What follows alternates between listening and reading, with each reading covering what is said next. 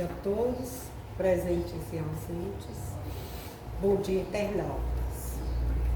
Hoje nós vamos ler um texto de Humberto de Campos, que consta no livro Reportagem de Além Túmulo, Caridade e Desenvolvimento. Meus amigos e amigas, o que me encanta desses textos de Humberto de Campos é a linguagem simples, o acesso fácil que nós temos, o entendimento claro que ele nos manda em cada texto. Esse livro foi escrito em 8 de dezembro de 1942. Mas nos reportamos à realidade atual, não tem nada diferente da década de 40. Portanto, hoje nós vamos estudar caridade e desenvolvimento. Num grupo de inquietas senhoras, como nós aqui, após a reunião em que se haviam comunicado diversos espíritos amigos, estavam ruidosos comentários. A palestra não interessava a vida alheia, segundo a antiga acusação lançada às filhas de Eva. Contudo, a nota dominante era a leviandade. Falava-se entusiasticamente a respeito da prática e propaganda dos postulados espíritas. Umas alegavam perseguições do invisível, outras aludiam às aventuras dos maridos inconstantes, atribuindo às penas domésticas a influência dos maus espíritos. Dentre todos, destacava-se a senhora Valentina Cardoso, pelo fervor sincero que lhe brilhava nos olhos, divergindo da maioria seus pareceres, demonstrava singular interesse no assunto. Sinto-me transportada à região desconhecida. Olha como ela se sentia. Dirigia-se impressionada à diretora da Feminil Assembleia. O mundo invisível nos arrebata a compreensão nova. Qual enorme é o serviço do bem realizado. Aí ela começa a despertar que ela tem que realizar o bem. E cruzando as mãos no peito, gesto que lhe era característico, em instante de profunda impressão, continuava bondosa. O que fazer para cooperar no trabalho sublime? Ela quer ajudar. Quanto desejava ser útil aos infelizes da esfera espiritual. Ela queria ajudar, mas segundo o texto, ela queria ajudar aos infelizes, aos espíritos, né? Que eram os infelizes da esfera espiritual. Sim, minha filha, explicava o presidente, é preciso desenvolver a mediunidade, né? Aproveitar suas faculdades no esclarecimento de nossos irmãos atrasados. Seja atenta ao dever e alcançará os mais nobres valores. Não podia a senhora consultar os instrutores espirituais nesse sentido?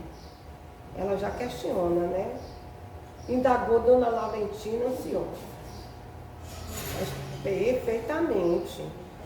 E decorrido alguns dias, escrevia-lhe solícito o orientador da reunião. Minha irmã, Deus te abençoe o propósito de fraternidade e confiança. Continua devotado ao bem do próximo. A caridade é luminoso caminho de redenção. Não a esqueça na experiência humana e a fim de entenderes a divina virtude, não desprezes o desenvolvimento próprio. Além de entender todos os processos espirituais, o que ele diz aqui, que ela não deveria esquecer e nem desprezar o desenvolvimento próprio. Os companheiros abnegados no plano invisível seguirão teus passos na edificação de ti mesmo. Ora, vigia, trabalha, espere e, sobretudo, confie em Deus. A senhora Cardoso estava radiante. Figurou-lhe a pequenina mensagem, verdadeiro bilhete de luz. habilitando-o a conviver com os gênios celestiais. Leu, releu, dobrou a folha minúscula, guardando na bolsa de passeio. Enxugou as lágrimas que a emotividade lhe trouxeram aos olhos e agradeceu a dádiva jubilosamente. Desde esse dia, transformou o lar de Joaquim Oliveira Cardoso, que era marido de Dona Laurentina, homem de negócios, ativos nos círculos industriais e financeiros. Notou a mudança, assaz, surpreendido. A esposa dedicada e carinhosa multiplicava os pedidos de licença para comparecer às reuniões variadas e múltiplas, destinadas à experimentação mediúnica. Avolumando-se desarte os pedidos, Joaquim lhe fez ampla concessão ao tal respeito. Então ela começou a deixar o marido, começou a deixar a família e começou a se dedicar às experimentações mediúnicas, se voltar para os centros, para as atividades do centro. E o marido concedeu isso, respeitou o momento dela. A companheira nunca o desgostara de qualquer circunstância. Humilde e abnegada, auxiliara a construção da fortuna sólida. Jamais demonstrara a vaidade ridícula dos novos ricos. Sempre se conduzir à altura de sua expectativa de homem consagrado à cultura intelectual e às boas maneiras. Desinteressada de exibições sociais, distante do convencionalismo balofo, dividia a existência com ele e os 4 filhos. Ó. Ela ainda tinha 4 filhos, além do marido, a cuidar.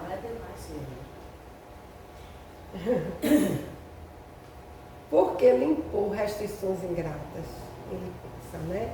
Não compreendia aquele espiritismo que se instalara na mente da esposa, mas não encontrava razão para proibir-lhe manifestação de fé.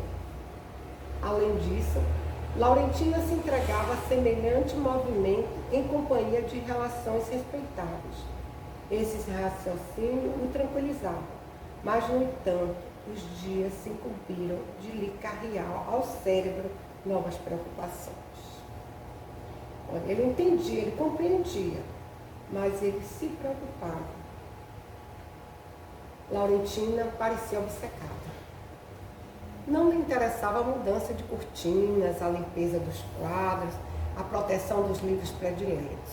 Aranhas andavam à solta, os espanadores pareciam aposentados. O chefe da casa duplicou o número de criados, temendo situações mais difíceis. Olha o comportamento dele, ela esqueceu totalmente a casa, o movimento da casa, a limpeza da casa, o movimento dos filhos dentro de casa. Ela só se dedicou aos trabalhos espirituais. Decorrem 1, 2, 3 anos. Preocupava-se agora o capitalista, não só com a indiferença da esposa no tocante ao ambiente doméstico, como também com a conduta maternal. É que, ao nascer o 5º filho, Laurentina requisitou o concurso da ama de leite.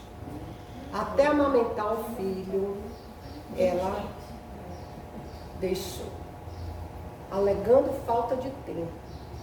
O Petis foi entregue aos cuidados de uma pobre senhora, que se prontificou ao serviço mediante remuneração adequada. O marido todavia atendeu o problema, fundamente amargurado. Servidores a mais ou a menos não lhe alteravam o programa econômico, mas a disposição da companheira desgostava, suportou contudo a situação sem queixas que a pudessem magoar.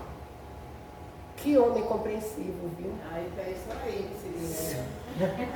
Que homem compreensivo.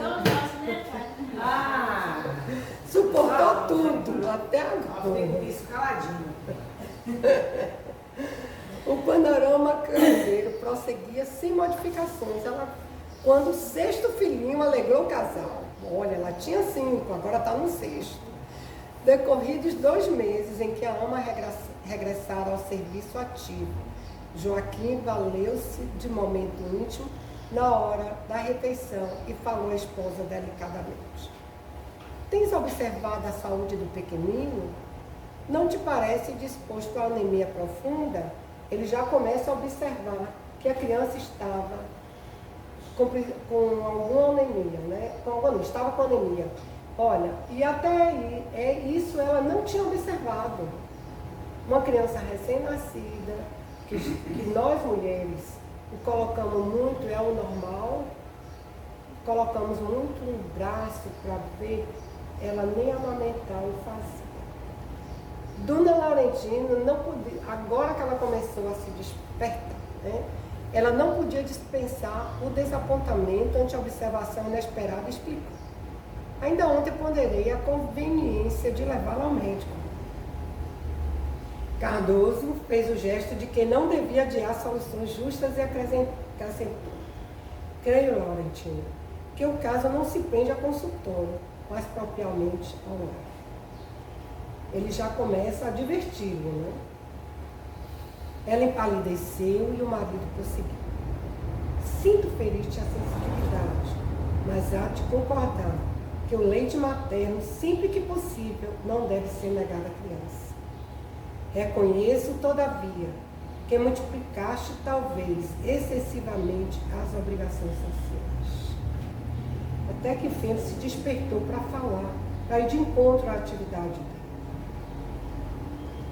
Tão ligado aos filhinhos, no outro tempo, não hesitas agora em voltar sempre tarde, confiando-lhe quase absolutamente as criadas. Não firo o assunto no propósito de repreender tuas companheiras, são respeitabilíssimas. Entretanto, é que desconhece o serviço da caridade, Joaquim. Atalhou melindrada com a delicada repreensão diante dos filhos. Minha ausência de casa obedece aos trabalhos importantes com quem procura atender aos bons espíritos. Será que esse seria o caminho correto? Será que esse seria o correto de nós seguirmos apenas, atender apenas os bons espíritos? Apenas, será? A pequena Luísa, filhinha do casal, com a gracilidade espontânea de 6 anos, obtemperou com interesse e vivacidade: papai, esses espíritos devem ser maus, porque não deixa a mamãe voltar cedo. Sinto tanta falta dela. Uma criança de 6 anos é quem desperta e já tem entendimento da ação daquela mãe, das atitudes daquela mãe. O chefe da família sorriu significativamente e retrucou: talvez tenha razão, minha filha. Esses espíritos podem ser bons para toda a gente, menos para nós. Isso. Interessante a colocação do pai diante da filha. Dona Laurentina esforçou-se para que as lágrimas não caíssem dos olhos, ali mesmo, e retirou-se desolada ao seu aposento. A pobre senhora se desfez do pranto amargo, sentia-se vítima de angustiosa incompreensão. Não atendia a serviços de caridade, não tentava desenvolver faculdades mediúnicas para consagrá-los ao alívio dos sofredores. Nessa noite, porém, esquivou-se a sessão costumeira. Quer dizer, nessa noite ela já não foi. Precisava orar, meditar, em si mesmar-se. Rogou fervorosamente a Jesus que lhe permitisse receber inspirações da verdade. E com efeito sonhou que se aproximava de amplo e luminoso recinto, onde pontificava a generosa entidade a serviço do bem. Guardava por isso a impressão de haver encontrado um anjo de Deus. Ajoelhou-se aflita e confiou-lhe as mágoas da alma sensível e afetuosa. Não acusava o marido, nem se queixava dos filhinhos, mas pedia socorro para que ele compreendesse o intuito. Ela já começa a receber ajuda. É o que a gente sempre comenta além do retiro. ela estava fazendo bem e foi despertada pela filha de que aquele não deveria, só aquele ser o caminho. E aí encontra, no sonho ela começa a refletir o comportamento dela e encontra um anjo de Deus. A fim de confidências angustiosas, o amigo apagou-lhe a fronte e explicou: volta ao trabalho, Valentina, e não te percas em lágrimas injustas. O companheiro é digno e bom, os filhos são flores do coração. Atende ao dever, minha amiga. A interpelada quebrara perplexa, pedia socorro e recebia conselhos. Sentindo-se incompreendida, voltou a dizer: rogo, por amor de Deus, auxiliardes meu esposo no concernente às obrigações doutrinárias.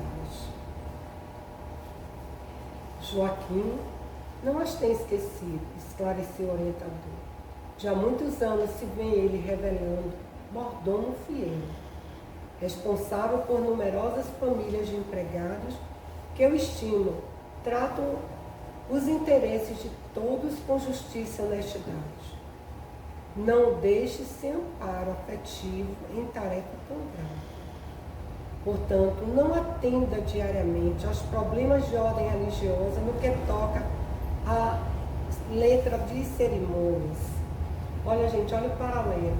O marido dela era tão útil, ou mais do que ele. Porque o marido não... Ela achava que não, porque ele não estava no centro espírita acompanhando a doutrina. Mas a revelação é que Joaquim também não tinha esquecido de Deus, não tinha esquecido da prática do bem. Porque não atenda diariamente a problemas de ordem religiosa no que toca a letras e cerimônias. Está vendo vocês? Não quer dizer que permaneça desamparado de Deus. Entende-se ele como pai no altar da consciência reta, quando organiza o serviço de cada dia, proporcionando trabalho e remuneração aos operários do seu círculo, segundo os méritos e necessidades de cada um. Ele também era um praticante, mas não dentro do centro espírita. Não estou eu, porém, ao serviço da caridade? Pergunta Dona Laurentina, extremamente surpreendida. Sem dúvida. E por isso Jesus não te desampara a alma sincera. Entretanto, existem problemas que não deveriam passar desapercebidos. Já observaste que antes da caridade permanece a primeira caridade? Observemos bem qual é a primeira caridade. Dona Laurentina esboçou o gesto de quem interroga as palavras, sem palavras. A primeira caridade da dona de casa, continuou o mentor delicadamente, é atender ao lar. A da esposa é ajudar o companheiro. O da mãe é amamentar e nortear os filhos. Sem isso, o trabalho do bem não seria completo.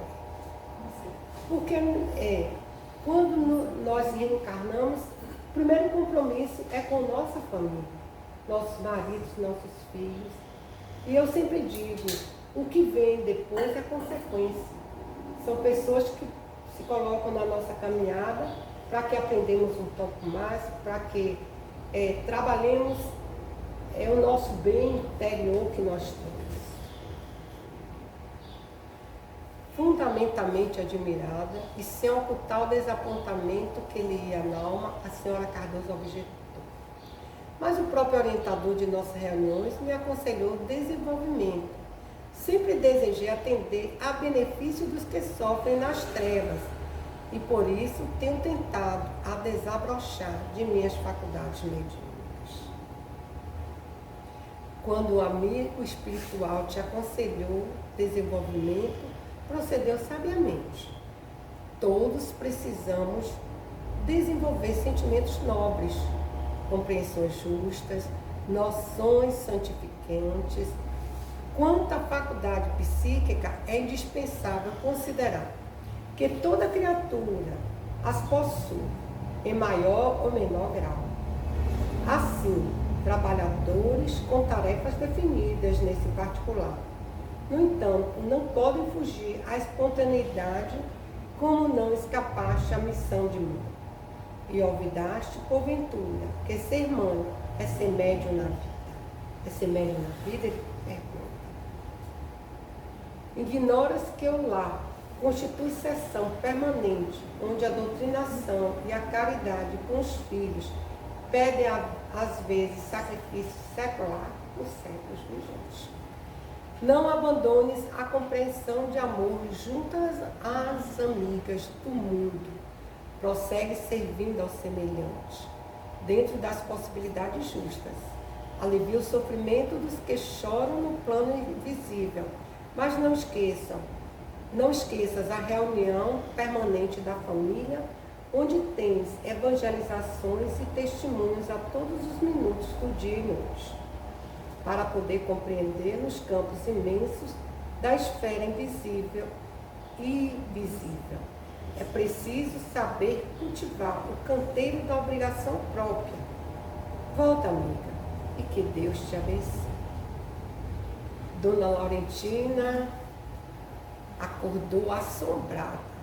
Radiosa alegria estampara no semblante. Num transporte de júbilo, contou ao marido a curiosa ocorrência. Ele abraçou e, contente, exclamou: agora interessa-me de fato essa nova doutrina. Não julguei que pudessem existir espíritos tão sábios e tão bons. Que maravilha! Esse texto é uma reflexão para todos nós que achamos que ao trabalho espiritual é só você estar dentro da casa espírita. Mas o trabalho espiritual também podemos proceder na nossa casa, junto à nossa família. Que tenhamos um dia de muita paz e muita compreensão pelo texto desenvolvido hoje. Gratidão, gratidão e gratidão.